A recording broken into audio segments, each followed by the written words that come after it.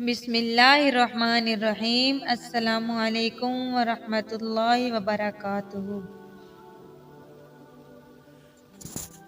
گھر کے اندر داخل ہوتے وقت اس کی سانسیں بہت زیادہ بے ترتیب تھیں۔ دروازے کی اچھے سے کنڈی لگا کے وہ آہستہ آہستہ چلتا ہوا مصنوعی پھولوں کی سیج پر بیٹھی غزل کی طرف بڑھنے لگا۔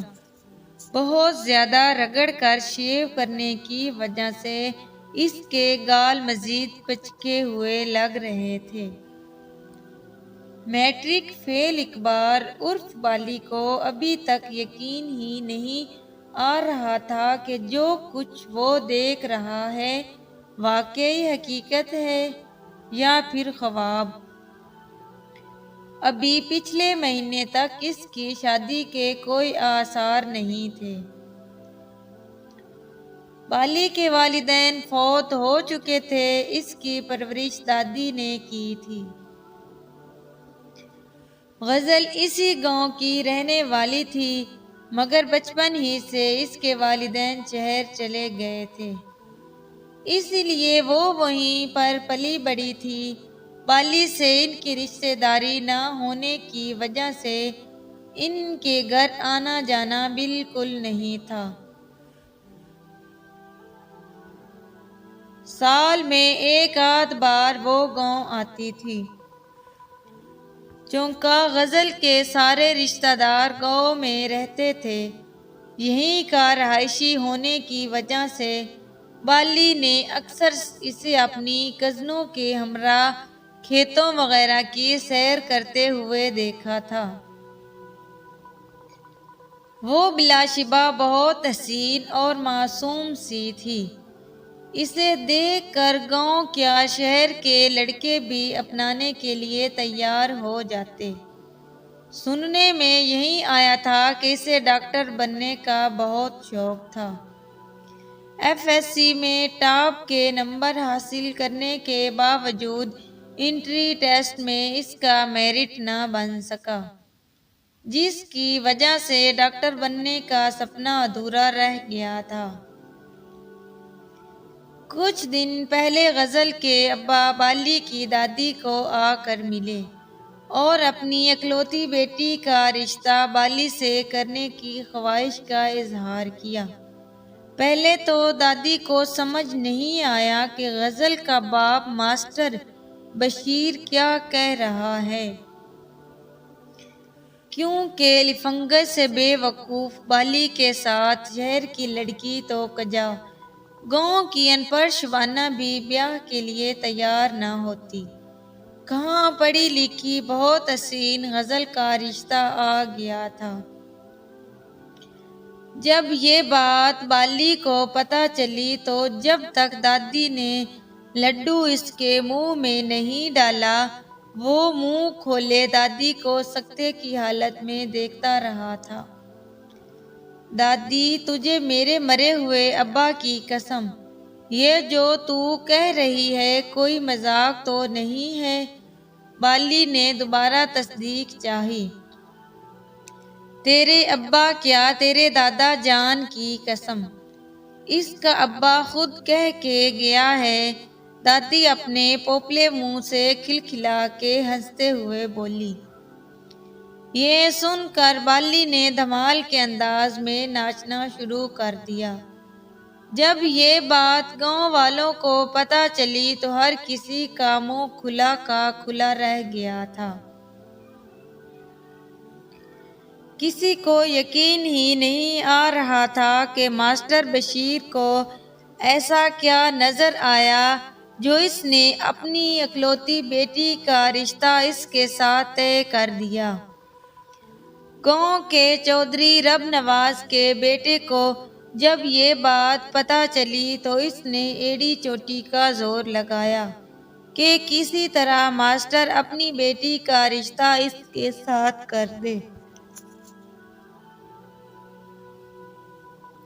زیور زمینیں نقدی ہر طرح کی آفر کی گئی مگر ماسٹر نے ہر پیشکش دھتکار دی۔ سننے میں یہی آیا تھا کہ خود غزل کا باپ بھی بالی کے ساتھ رشتے کے لیے ناخوش ہے، مگر خود غزل نے ضد کر کے اپنے والدین کو بالی کے ساتھ شادی کے لیے راضی کیا ہے۔ چاروں ناچار ماسٹر بشیر کو اکلوتی بیٹی کی پسند کے آگے ہار ماننا پڑی تھی۔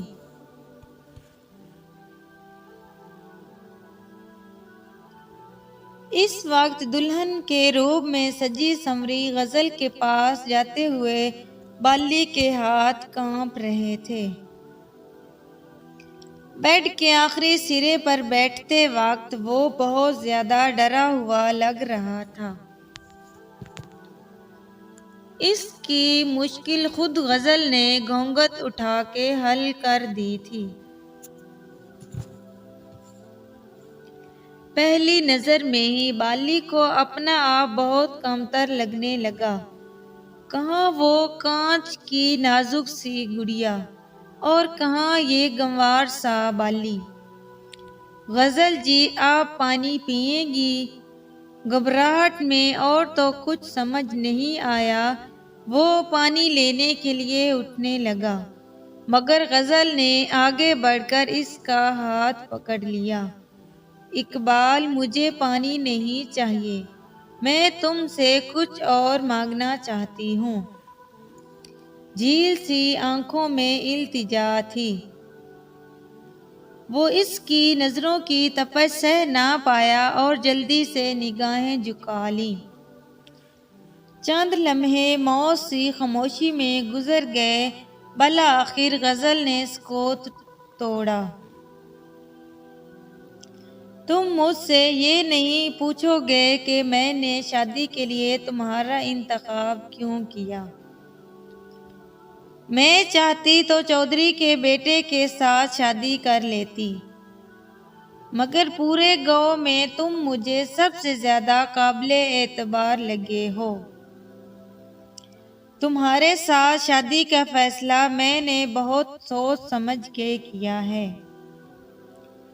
بالی پہلے ہی اتنا بدحواس تھا، اوپر سے غزل کی باتیں اسے مزید پریشان کر رہی تھی۔ تم نے سنا تو ہوگا مجھے ڈاکٹر بننے کا کتنا شوق تھا، وہ دور خلاؤں میں تکتے ہوئے بولی۔ بالی نے سر جھکائے خاموش بیٹھا رہا۔ مگر بدقسمتی سے میرا یہ خواب پورا نہ ہو سکا۔ اب اس کی آواز میں درد تھا۔ میں چاہتی ہوں ڈاکٹر بننے کا میرا یہ خواب تم پورا کرو۔ میں کیسے کر سکتا ہوں غزل جی؟ پہلی بار اس نے سر اٹھا کر حیرت سے دیکھا۔ تمہارے ابا محروم کی زمین جو اب تمہاری ہے، وہ اگر تم بیچ دو تو میں ڈاکٹر بن سکتی ہوں۔ غزل نے جلدی سے کہا۔ ہاں، مگر اس کی آمدن تو ہمارا واحد ذریعہ ہے۔ دوسری بات، دادی تو مر کے بھی نہیں مانیں گی۔ غزل کی اس بات کو بالی نے واقعی پریشان اور الجھا کے رکھ دیا تھا۔ میں جانتی ہوں دادی کو تم جیسے تیسے کر کے منا لو گے۔ میں تم سے وعدہ کرتی ہوں ڈاکٹر بن کر تمہارے سارے پیسے لٹا دوں گی، بے شک تب تک تم مجھے طلاق نہ دینا۔ کیا یہ مجھے چھوڑ جائے گی؟ بالی کو زور سے جھٹکا لگا۔ غزل جی، آپ نے صرف ڈاکٹر بننے کے لیے مجھ سے شادی کی ہے؟ بالی کی آواز گمگیر تھی۔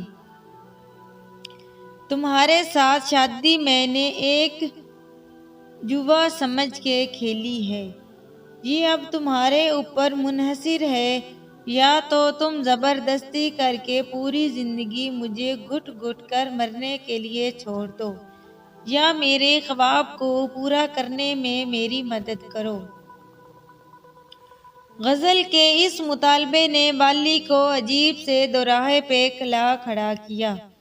تمہیں معلوم ہے میں اگر چودھری کے بیٹے کے ساتھ شادی کر کے اس سے یہی بات کہتی تو اس نے بھلے سونے چاندی کے ڈھیر میرے قدموں میں لا کر رکھ دینے تھے، مگر وہ کبھی نہیں چاہتا کہ میں ڈاکٹر بنوں۔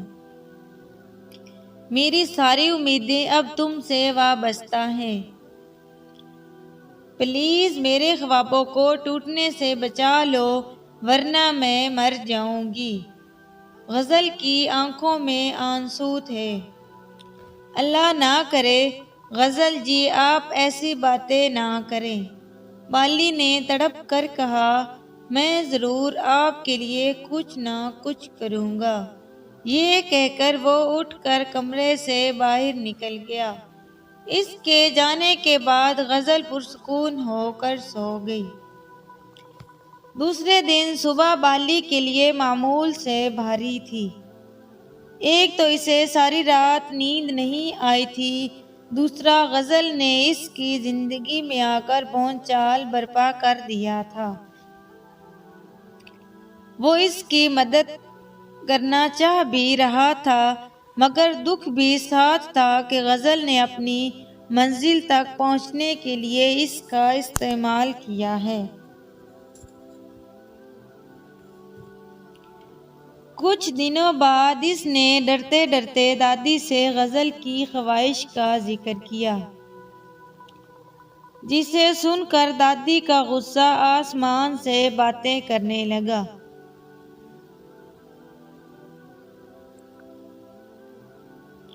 جب بی بی نے ڈاکٹر ہی بننا تھا تو تجھ سے بیاہ رچانے کی کیا ضرورت تھی؟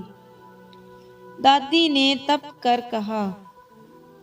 دادی ڈاکٹر بننا اس کا خواب تھا، اب وہ اداس ہے تو میں اسے اس طرح نہیں دیکھ سکتا۔ بالی نے زمین پر نظریں گاڑتے ہوئے کہا، تو چپ ہی کر بالی، میں خود اسے بات کرتی ہوں۔ دادی غصے سے اپنا عصا زمین پر مارتے ہوئے بولی۔ دادی خدا کے لیے اسے کچھ نہ کہو، جو کہنا ہے مجھے کہو۔ بالی نے آگے بڑھ کر دادی کو جانے سے روک لیا۔ جیسے تیسے کر کے اس نے دادی کو خاموش تو کروا لیا تھا، مگر سب سے بڑی مشکل اپنی جائیداد بیچنے کے لیے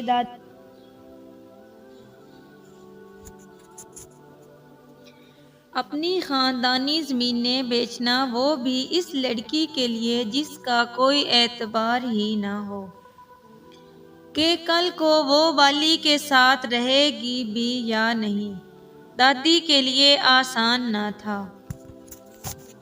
آج کل غزل خوش تھی، بہت زیادہ، کیونکہ اگلے مہینے وہ چین جا رہی تھی ڈاکٹر بننے۔ بالی نے اپنا وعدہ پورا کر دکھایا تھا۔ اس کی خاطر بالی نے پوری دنیا سے ٹکر لے لی تھی۔ دادی تو ابھی بھی شدید ناراض تھی، مگر بالی کو امید تھی کہ بہت جلد وہ اسے منا لے گا۔ جب سے پیسوں کا بندوبست ہوا تھا، غزل بہت زیادہ خوش رہنے لگی تھی۔ اسے گاؤں کے سرسبز کھیت بہت زیادہ پسند تھے۔ ان دنوں بہار کا موسم اپنے جوبن پر تھا۔ شام کو اکثر وہ بالی کے ساتھ باہر گھومنے پھرنے چلی جاتی۔ زرد سورج اور سرسوں کے پھولوں کا منظر بہت حسین لگتا۔ وہ بالی کے ساتھ ڈھیر ساری باتیں کرتی رہتی۔ اس وقت بالی کا دل کرتا کاش وقت تھم جائے اور یہ حسین خواب کبھی نہ ٹوٹے۔ بالی کے لیے ایک مہینہ پر لگا کے گزر گیا، جبکہ غزل کا ایک ایک دن بھاری گزرا۔ وہ جلد از جلد اپنے خوابوں کو حقیقت میں بدلنا چاہتی تھی۔ جس دن اس نے جانا تھا وہ دن بالی کی زندگی کا بھاری ترین دن تھا۔ جبکہ غزل ہواؤں میں اڑ رہی تھی، جاتے وقت اس نے بالی کا ہاتھ تھام کر بڑی رسانیت سے کہا تھا، بالی تم یہ مت سوچنا کہ میں تمہیں دھوکہ دے جاؤں گی، تمہارے پیسے ایک امانت ہیں، تب تک میرا اور آپ کا نکاح قائم رہے گا، جیسے ہی پیسوں کا بندوبست ہوگا میں انہیں ضرور لوٹا دوں گی، اس کے بعد تم مجھے آزاد کر دینا، پلیز مجھے خود غرض مت سمجھنا، میں اتنی بری نہیں ہوں، اور ہاں، زندگی کا مقصد صرف کبوتر پالنا اور ان کی دیکھ بھال کرنا نہیں ہے، میرے جانے کے بعد کچھ نہ کچھ ضرور کرنا، تم بہت ہی سیدھے سادے اور معصوم ہو، اس لیے اپنا بہت خیال رکھنا، اللہ حافظ۔ اس کے جانے کے بعد بالی بہت زیادہ خاموش رہنے لگا تھا، وہ چھت پر جاتا تو اسی فضا میں کبوتر اچھالتی، کہکے لگاتی غزل یاد آ جاتی، یوں لگتا جیسے کبوتر بھی اسی کی طرح اداس ہیں، اس نے باہر نکلنا بالکل چھوڑ دیا، اس کے یار اسے لینے آتے تو مگر وہ جانے سے انکار کر دیتا، دادی نے اس کی حالت دیکھ کر کڑتی رہتی اور منہ بھر بھر کے غزل کو گالیاں دیتی رہتی، جس نے اس کے اکلوتے ہو پوتے کی زندگی ویران اور برباد کر کے رکھ دی تھی۔ کچھ دنوں بعد بالی شہر کمانے چلا گیا، کیونکہ زمینیں تو اب تک بک چکی تھی، گھر کا خرچہ چلانا بھی مشکل تھا،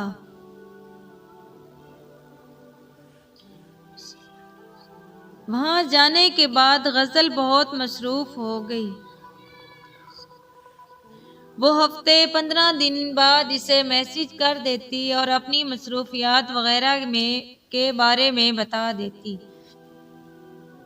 سال پر سال گزرتے گئے، اب اسے ڈاکٹر بننے میں چند مہینے رہ گئے تھے، ان دونوں وہ اپنے ساتھ پڑھتے ہمایوں کا بہت زیادہ ذکر کرنے لگی تھی، ہمایوں بہت ہی امیر کبیر گھرانے سے تعلق رکھتا تھا، غزل اس سے بہت زیادہ متاثر تھی، کچھ دن پہلے بالی کو غزل کا آخری میسج آیا تھا، اقبال میں تمہیں یہ بتاتے ہوئے کتنی خوشی محسوس کر رہی ہوں، تم اس کا اندازہ بھی نہیں کر سکتے، آج مجھے یونیورسٹی کی جانب سے ڈاکٹر کی ڈگری مل گئی ہے، بہت جلد میں پاکستان آؤں گی، میں تمہیں ہمایوں کے بارے میں اکثر بتاتی رہتی تھی نا، ہم دونوں ایک دوسرے کو پسند کرنے لگے ہیں، چونکہ وہ بھی ڈاکٹر بن چکا ہے، اس لیے میں نے اس کے ساتھ شادی کرنے کا فیصلہ کیا ہے، مجھے یقین ہے جب میں ہمایوں کو تمہارے بارے میں بتاؤں گی تو وہ خود ہی تمہارا قرضہ اتار دے گا، کچھ دنوں تک میں تمہیں رقم اور خلا کے کاغذات بھجوا دوں گی، امید کرتی ہوں تمہیں طلاق کے دستخط کرنے پر کوئی اعتراض نہیں ہوگا، دوسرے دن اسے بالی کا پیغام موصول ہوا تھا، غزل جی، آپ کو اپنا خواب پورا کرنے کی بہت بہت مبارکباد، جب آپ کو پیسوں کی ضرورت تھی تو اسی دن میں نے فیصلہ کیا تھا کہ یہ رقم میں کبھی واپس نہیں لوں گا، ایک گنوار ہونے کے ناطے میری یہ غیرت گوارا نہیں کرتی کہ بھلے ہمارا کوئی تعلق نہ رہا ہو، مگر اتنے سال آپ میری منکوحہ رہی ہیں، اور ہم پینڈو لوگ جب اپنی بیویوں کو کچھ دے دیں تو واپس لینا اپنی توہین سمجھتے ہیں، مجھے آپ سے کچھ نہیں چاہیے، آپ جب کہیں میں اسی وقت طلاق پر دستخط کر دوں گا، نئی زندگی کی شروعات کرنے پر آپ کو ڈھیروں خوشیاں مبارک ہوں، ایک ہفتے بعد ڈاکیا اس کے نام کا لفافہ دے گیا، بالی کو یقین تھا کہ اس میں خلا کے کاغذات ہوں گے۔ اس نے سرد جذبات کے ساتھ لفافہ کھولا۔ ڈیئر اقبال، تمہارا میسج ملا۔ یقین کرو کتنی دیر میں اسے پڑھ پڑھ کر روتی رہی۔ میں یہاں آ کر بہت سے لوگوں سے ملی ہوں۔ یہ سچ ہے، ہمایوں کی اسٹائلش سی شخصیت نے مجھے بہت متاثر کیا تھا، مگر کل جب میں نے اس کا دوسرا روپ دیکھا تو مجھے یقین ہی نہیں آیا کہ یہ وہی کھلے ذہن کا ہمایوں ہے۔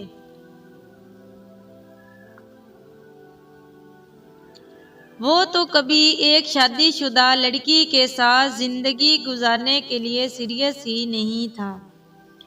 میں تو صرف اور صرف اس کا ٹائم پاس تھی۔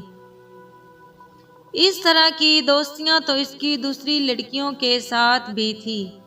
یہ تو میں بے وقوف تھی جو اسے پانے کی خواہش لے کر بیٹھ گئی تھی۔ اس نے مجھے دھتکارا تو تب مجھے اس تکلیف کا اندازہ ہوا کہ جو میں نے تمہارے جذبات کے ساتھ کھیل کر تمہیں دی ہے۔ اقبال، یہاں پر لوگوں کے کئی روپ ہیں۔ انہوں نے دولت، فریب اور جھوٹ کے ذریعے خوبصورتی کا لبادہ اوڑھا ہوا ہے۔ اندر سے ان کا حقیقی چہرہ بہت بدصورت، بہت زیادہ۔ یہاں پر میرا تعلق ہر قسم کے لوگوں سے رہا۔ یقین کرو کوئی بھی مجھے تمہاری طرح مخلص اور وفادار نہیں ملا۔ میں اپنی غلطیوں پر تم سے شرمندہ ہوں، ہو سکے تو مجھے معاف کر دینا۔ اگلے جمعہ میری پاکستان کی فلائٹ ہے۔ امید ہے ایک خود غرض اور اپنی منزل سے بھٹکی ہوئی بیوی کو واپس لانے تم ضرور آؤ گے۔ صرف اور صرف تمہاری ڈاکٹر غزل اقبال۔ خط پڑھ کر صبر سے اقبال نے چشمہ اتار کر میز پر رکھ دیا۔ غزل کے جانے کے بعد اس نے زندگی میں بہت زیادہ دھکے کھائے تھے۔ ان مشکلات نے اسے کندن بنا کے کامیابی کا راستہ دکھایا۔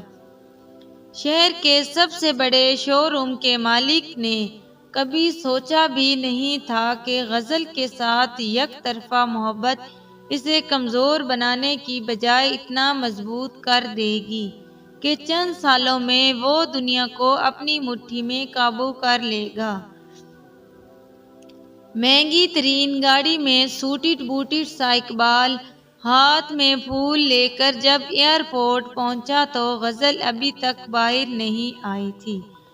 یہ سوچ کر اقبال کے چہرے پر ایک دل آویز مسکراہٹ تھی کہ جب چند لمحوں بعد پینڈو سے بالی کا خاکہ آنکھوں میں سجائے غزل باہر نکل کر اسے ڈھونڈ رہی ہوگی تو کتنا فنی منظر ہوگا۔ ختم شد۔ اگر ویڈیو اچھی لگے تو لائک اور